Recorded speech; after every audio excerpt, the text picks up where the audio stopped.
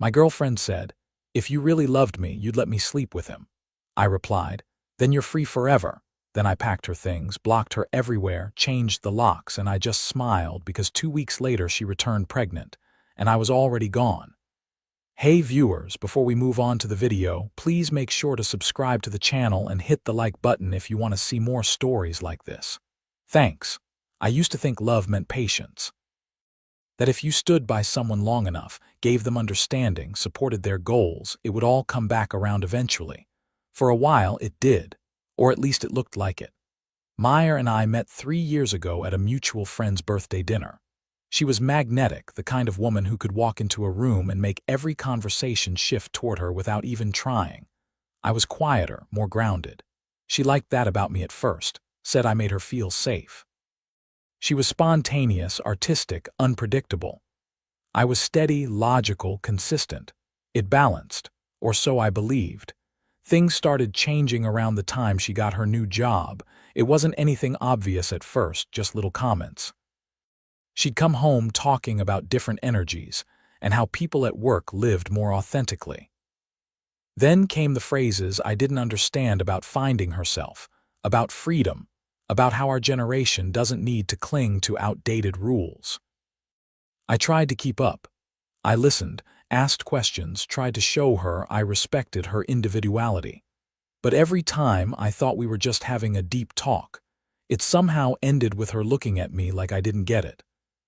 One night she came home late from a work happy hour. I'd made dinner. She walked in smiling, her perfume filling the kitchen. "Don't wait up next time," she said casually, dropping her purse on the table. We lost track of time. "Did you have fun?" I asked. "Yeah," she said, grinning. "Ethan came too, you'd like him. He's hilarious." That was the first time I heard his name. She mentioned him again a few days later, then again the week after that. "Ethan says monogamy is just a social construct," she said once, laughing over her phone. "He's kind of right, don't you think?" I didn't answer right away. She noticed. "Relax," she said. "He's just a friend. You're so traditional sometimes." It wasn't jealousy. It was the tone. The way she said traditional, like it was something to be ashamed of. I told myself it was a phase. New job, new crowd, new ideas. She was 28, still figuring things out. I'd been with her through worse moods. So I stayed patient, but patience started to feel like standing still while she moved further away. She stopped holding my hand in public, said it felt performative, stopped saying, "I love you" back sometimes, claiming words weren't necessary when energy speaks louder. She spent more nights recharging with friends, and when I asked if something was wrong, she said I was being too intense. I didn't recognize her anymore, but I kept pretending I did. I kept cooking, working, checking in, showing up.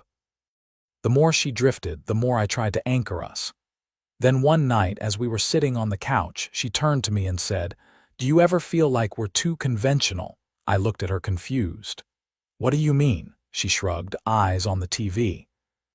"Just predictable, like we're following someone else's rules instead of writing our own." I smiled faintly. "You mean like a normal relationship?" She sighed. "See, that's what I mean.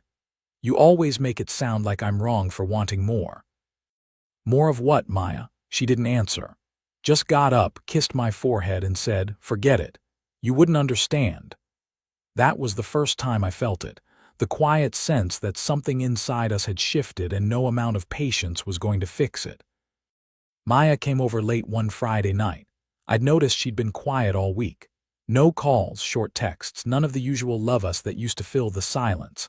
When she finally walked through the door, her expression was set like she'd already practiced what she was going to say. "Can we talk?" she asked. "Of course." She sat across from me, twisting the strap of her purse. "I've been thinking about us, about connection, about what love really means." I knew the speech already. I'd heard versions of it for months. Always about how she felt boxed in by commitment, how she needed to explore her truth. But this time, her tone was different, almost rehearsed, like she was preparing to justify something. "I've realized," she said slowly, "that love should be unconditional. Real love means giving your partner freedom, not control." "Freedom," I repeated. "We both have freedom, Maya." "Not that kind," she said, shaking her head.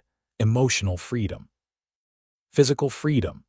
The freedom to follow attraction without guilt. I blinked. You're saying you want to see other people. She gave a small, pitying smile. You always phrase things so harshly. It's not about seeing someone else. It's about being honest about desire.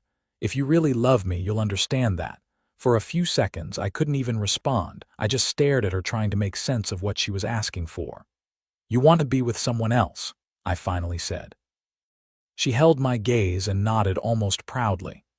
I need for me to figure out what I want long-term, and you expect me to be okay with that. She shrugged, exasperated.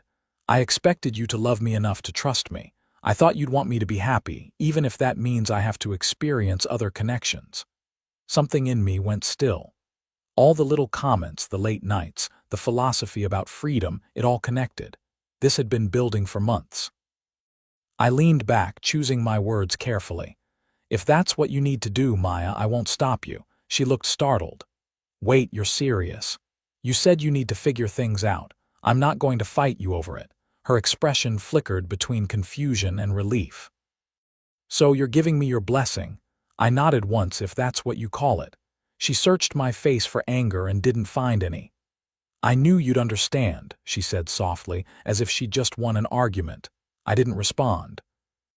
I just watched her gather her things and leave, humming quietly, as if she'd just made a brave, noble decision instead of dismantling everything we'd built. When the door closed, the apartment felt heavier, quieter. I remember thinking, so that's what love means to her. Freedom without consequence. I didn't text her that night. I didn't text her the next day either. And for the first time in 3 years, I felt the weight of something breaking cleanly, like a rope finally snapping after too much strain. The next few days were quiet, not peaceful, just hollow. I didn't block Maya. I didn't delete her number. I didn't even check her social media. I just let the silence sit there between us and watch what she'd do with it. She didn't call, didn't text, didn't ask if I was okay. That told me everything.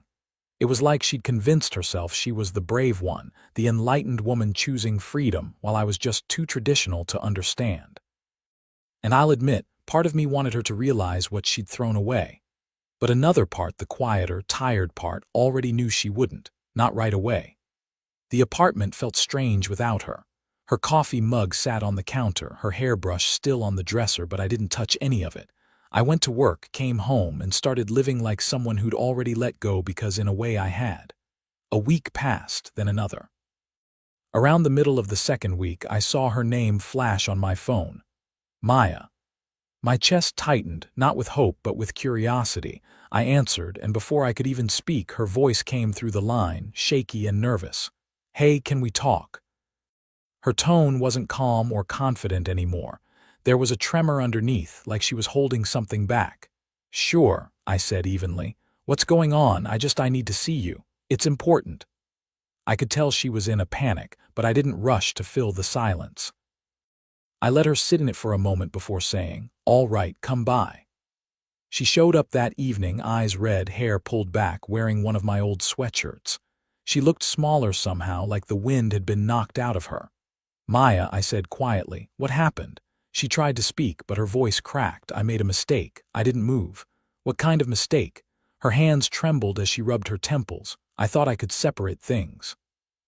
I thought it would make me feel free, but it didn't. It just made me feel empty. I stayed quiet. She was waiting for me to jump in, to comfort her, to take her hand and tell her everything would be okay, but I didn't.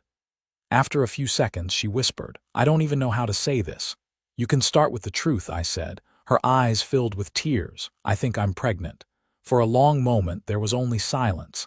Then I said calmly, then I guess you got what you wanted, freedom.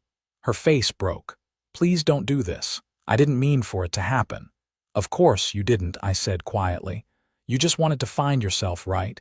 You said love meant letting you be with whoever you needed. She tried to reach for me, but I stepped back. For the first time since she'd left, I didn't feel pain. I just felt done. She broke down right there in my living room, crying into her hands, but I didn't move. I didn't reach out. I just stood there watching the person who once told me love meant freedom finally realize what freedom really costs. I don't even know if it's his, she whispered. I messed everything up. I know I did. I thought I could handle it, but I can't. I can't do this alone. That line, I can't do this alone, hit me in a strange way because she had been so sure that being alone was what she wanted. And now, faced with the reality of it, she wanted me to fix the mess for her again. Maya, I said quietly, you made your choice. You asked me to let you go. Remember, you said that's what love meant. Her face twisted in regret. I was wrong. I was so wrong. I didn't think. No, I cut in. You didn't want to think. You wanted to feel powerful. You wanted control. And now you're just scared because it finally hit you what that costs. She took a shaky breath, trying to pull herself together. I can't believe you're being so cold. Cold, I said, almost laughing. You told me you needed to sleep with someone else to find yourself. I told you to go. What did you expect me to do now? Welcome you back? Her eyes went wide like the thought had never actually occurred to her until that moment that I might really be done. I still love you, she said desperately. I know you love me too. I used to, I said simply. But that version of you doesn't exist anymore. Her lips trembled. So that's it. You're just going to throw us away. I shook my head. You did that weeks ago. She stood there for a long time looking around the apartment like she was trying to find a trace of the man who used to wait up for her, who used to believe her excuses, who used to fight to keep her. But he wasn't there anymore. When she finally left, she didn't slam the door. She just closed it quietly behind her. That was the part that stuck with me, the silence. No final fight, no dramatic goodbye, just silence. A few days later, her sister called me. Apparently, Maya had moved back in with her parents and told them everything, or at least her version of it. Her mom even reached out once, asking me to be understanding, saying Maya was confused and scared. I told her politely that I wished Maya peace and that we wouldn't be in contact again. And that was the end of it. For the first time in months, my life went still. Not empty, just still. I started sleeping through the night again. I started cooking, going to the gym, even meeting friends I'd been neglecting because every weekend had been about managing Ma's moods. It's strange how quickly peace feels like a luxury once you've lived without it. Sometimes I catch myself wondering if she ever really loved me, or if she just loved the version of herself that she could see through my eyes. But those thoughts stopped coming eventually because deep down I knew the answer. 3 months later, I ran into her again, completely by accident. I was at a local cafe with a few co-workers grabbing lunch between meetings. I just finished laughing at something one of them said when I heard a voice behind me. Ethan. It was soft, hesitant, but I recognized it instantly. I turned around. Maya looked different, pale, exhausted. Her hair was tied back messily, and her eyes had that heavy, restless look of someone who hadn't slept properly in weeks. She was holding a to-go cup, but her hand was trembling. Hey, I said calmly, her lips parted slightly. You look different. I feel different, I said. She nodded, trying to smile, but her face cracked halfway through. I heard you got promoted. Yeah, I replied. It's been good. The team's great. Silence. She shifted her weight awkwardly. I'm living with my parents again. Things didn't work out with Lucas. I didn't react. I just looked at her waiting. He didn't care about me, she said quietly. He just wanted to have fun. The second I told him about the baby, he disappeared. Block my number. His friends told me he's already seeing someone else. She looked up at me then, eyes glistening. I don't even know what to do, Ethan. I'm so scared. I'm sorry that happened, I said simply. But there's nothing I can do. Her face twisted. You don't mean that. You're not that cold. You've always cared about people. I do care, I said. But I also learned that caring doesn't mean fixing what someone chose to break. She shook her head, tears spilling now. I was stupid. I thought you'd fight for me. I thought you'd try to stop me that night. I did, I said quietly. By letting you go. That shut her up for a few seconds. Her expression flickered between disbelief and heartbreak. I thought you'd always love me, she said. I did love you, I said. That's why I let you have what you thought you wanted. But love doesn't survive disrespect. The words hung between us for a while. I wasn't angry anymore.